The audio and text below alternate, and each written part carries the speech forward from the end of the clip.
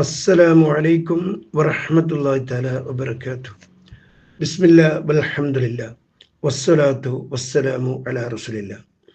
പ്രിയപ്പെട്ട സഹോദരന്മാരെ, സഹോദരിമാരെ, പരിശുദ്ധ റമദാനിൽ നമ്മൾ ഏറ്റവും പ്രാർത്ഥിക്കുന്ന പ്രാർത്ഥന നമ്മുടെ പാപങ്ങൾ മുഴുവനും പുറത്തു കിട്ടാനാണ്. എന്നാൽ അതോടൊപ്പം തന്നെ നമ്മൾ വ്യക്തിപരമായി എത്രയോ ആളുകൾക്ക് സങ്കടങ്ങൾ വരുത്തിയിട്ടില്ലേ?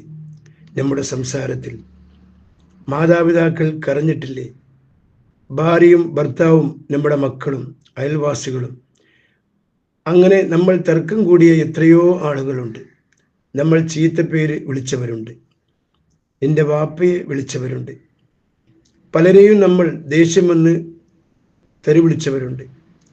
അവരോടൊന്നും നമ്മൾ പാശ്ചാത്താപം നടത്തിയിട്ടില്ലല്ലോ.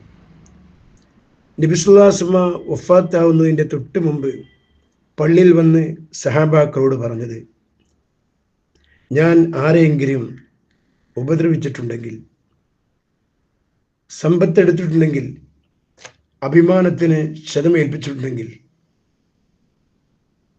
അതിനുള്ള പരിഹാരം എന്നിൽ നിന്ന് എടുക്കണമെന്നാണ്. പരലോകത്തേക്ക് ഒരിക്കലും മാറ്റി വെക്കരുത് എന്നാണ് നബി സല്ലല്ലാഹു അലൈഹി വസല്ലം പറഞ്ഞത്. റമദാനിൽ വ്യക്തിപരമായ കാര്യങ്ങൾ പോലും നേർക്കുനേർ തീർത്ത് പൂർണ്ണ വിശുദ്ധിയോടെ അള്ളാഹുലേക്ക് മടങ്ങുക. റബ്ബ് അനുഗ്രഹിക്കുമാറാവട്ടെ. വാഖിറു ദഅവാന അനിൽ ഹംദുലില്ലാഹി റബ്ബിൽ ആലമീൻ. അസ്സലാമു അലൈക്കും വറഹ്മത്തുള്ളാഹി തആല വബറകാതുഹു.